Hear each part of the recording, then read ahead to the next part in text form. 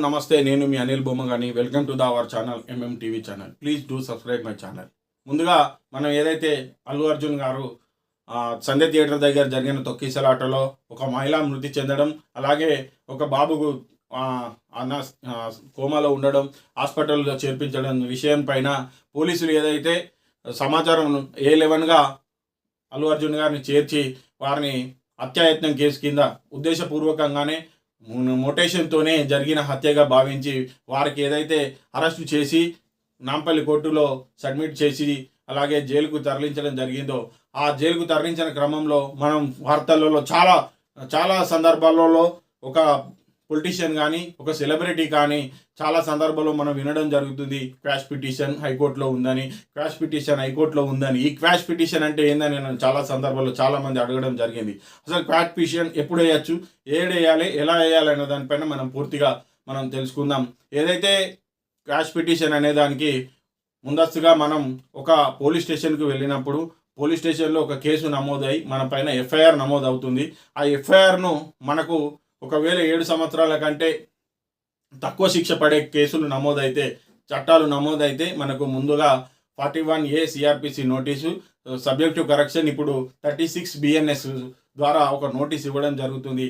ఆ నోటీసు ద్వారా మనం మన న్యాయవాది గారితో సంప్రదించి దానికి సమాధానం తెలుపవలసి ఉంటుంది. ఆ సమాధానం తెలిపిన దాంట్లో ఒకవేళ కనుక అది తప్పుడు కేసు అని భావించినట్లయితే, ఒకవేళ అక్కడ జరిగిన అఫెన్స్ వేరు, అక్కడ ఆపాదించిన చట్టాలు వేరు, అంటే ఒక రకంగా అది సివిల్ కేసు అయినా దాన్ని క్రిమినల్ కేసుగా మార్చిన చట్టాలు కనుక అందులో ఉంటే దాని నుండి మనం రక్షణ పొందడం కోసం ఏ రాష్ట్ర పరిధిలోని హైకోర్టు అయితే ఆ రాష్ట్ర పరిధిలో ఆ హైకోర్టులో ఆ వ్యక్తి క్వాష్ పిటిషన్ వేయాల్సి ఉంటుంది. హైకోర్టులో మాత్రమే క్వాష్ పిటిషన్ వేయాల్సి ఉంటుంది.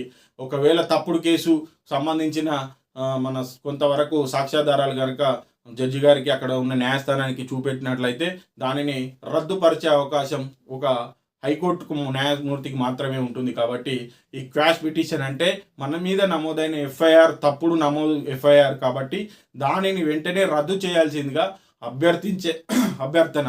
కాబట్టి భారత రాజ్యాంగ నిర్మాత బాబాసాహెబ్ అంబేద్కర్ గారు ఎప్పుడైతే అధికారంలో ఉన్నవారు వారి అధికార బల ప్రయోగాలను చట్టాల ద్వారా ఒక వ్యక్తి యొక్క స్వేచ్ఛను హరించే విధంగా, ఒక వ్యక్తిని వ్యవస్థను నిర్బంధంలోకి తీసుకునే విధంగా వాళ్ళు బల ప్రయోగం చేస్తారని ఆనాడే ఊహించిన బాబాసాహెబ్ అంబేద్కర్ గారు భారత పౌరులకు ఒక వెసులుబాటును కల్పించడం జరిగింది. అదే క్వాష్ పిటిషన్. క్వాష్ పిటిషన్ అనేది చట్టం ఎఫ్ఐఆర్ నమోదైన తర్వాత లేదా మన చట్టం ఎఫ్ఐఆర్ నమోదై కొనసాగుతున్న క్రమంలో ఏదైతే ట్రయల్లో ఉన్న కేసులో కూడా కేసు నుండి కూడా ఉపశమనం పొందడానికి క్వాష్ పిటిషన్ వేయడం జరుగుతుంది. ఇక్కడ మన ఆర్టికల్ 14లో చట్టం ద్వారా సమానత్వం, చట్టం ముందు సమానత్వం అనే 2 పదాలు ఉంటాయి. ఆ 2 పదాలలో ముఖ్యంగా అధికార పార్టీ అని కానీ డబ్బున్నవారని కానీ భేదభావాలు ఏం లేకుండా అందరూ చట్టం ముందర సమానమే. ఒక కేసుకు ఒకే రకమైన శిక్ష, అది పేదవారికైనా కింది స్థాయి వ్యక్తికైనా ఒకే రకమైన నేరానికి ఒకే రకమైన శిక్ష, ఒకే రకమైన ఏదైనా ఇన్సిడెంట్ జరిగితే దాని నుండి రక్షణ పొందడానికి ఒకే రకంగా వారికి రక్షణ కూడా కల్పించాల్సిన చట్టం అప్పుడు మనకు హక్కులలో కల్పించడం జరిగింది. 14 ఆర్టికల్ 14లో మనకు దీనిని చూడవచ్చు.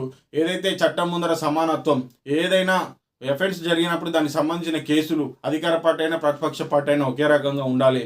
అది ఆర్టికల్ 14 తెలియజేయడం జరుగుతుంది. బాబాసాహెబ్ అంబేద్కర్ గారు ఆ రోజే మనకు కావాల్సిన చట్టాలను రూపకల్పన చేసి ఏదైతే బలప్రయోగం జరుగుతుందో, ఈ పౌరులపైన స్వేచ్ఛ భంగం వాటిల్లుతుంది, దాని నుండి ఏ విధంగా రక్షణ పొందొచ్చో మన రాజ్యాంగంలో పొందుపరచడం జరిగింది. కాబట్టి మనం ఏదైతే క్వాష్ పిటిషన్ అంటున్నామో, ఈ క్వాష్ పిటిషన్ పూర్తిగా మనం ఒకవేళ కనుక మన పైన జరిగిన ఎఫ్ఐఆర్ నమోదు పైన మనం హైకోర్టుకు వెళ్ళి దాని నుండి ఉపశమనం పొందవచ్చు.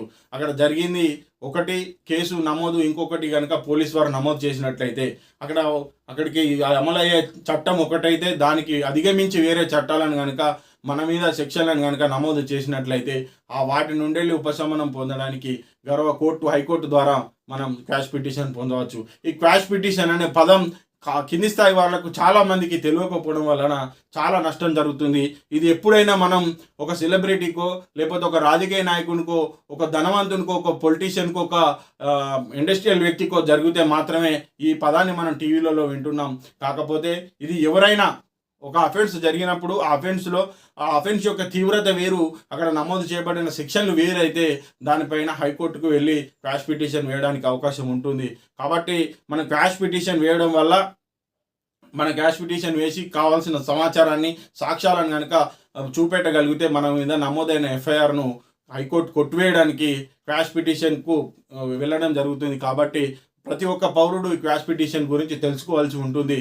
అలాగే మనం ఏదైతే ఈ క్వాష్ పిటిషన్ వేసి మనం గెలిచిన తర్వాత మన మీద తప్పుడు సమాచారంతో ఏ వ్యక్తి అయితే ఆ తప్పుడు సమాచారం ఇచ్చిండో ఆ వ్యక్తి పైన కేసు నమోదు చేయవచ్చు.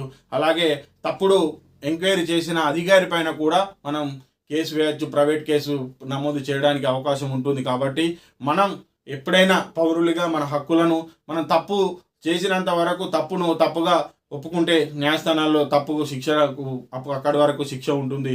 అది కాకుండా వారు కనుక అణిచివేసే ధోరణితో కానీ లేకపోతే ఇంకో మోటివేషన్తో కానీ ఎవరైనా అక్రమంగా కేసులు మోపినట్లయితే, ఆ కేసు నమోదు చేసినట్లయితే ఆ కేసు నుండి రక్షణ పొందడానికి పౌరులు హైకోర్టు ద్వారా రక్షణ పొందడానికి అవకాశం ఉంటుంది. కాబట్టి ఎప్పటికైనా ప్రతి పౌరునికి ఈ చట్టాలపైన పూర్తి అవగాహన ఉండే విధంగా ఈ చట్టాల అవగాహన కార్యక్రమాలను ఏర్పాటు చేయాలి.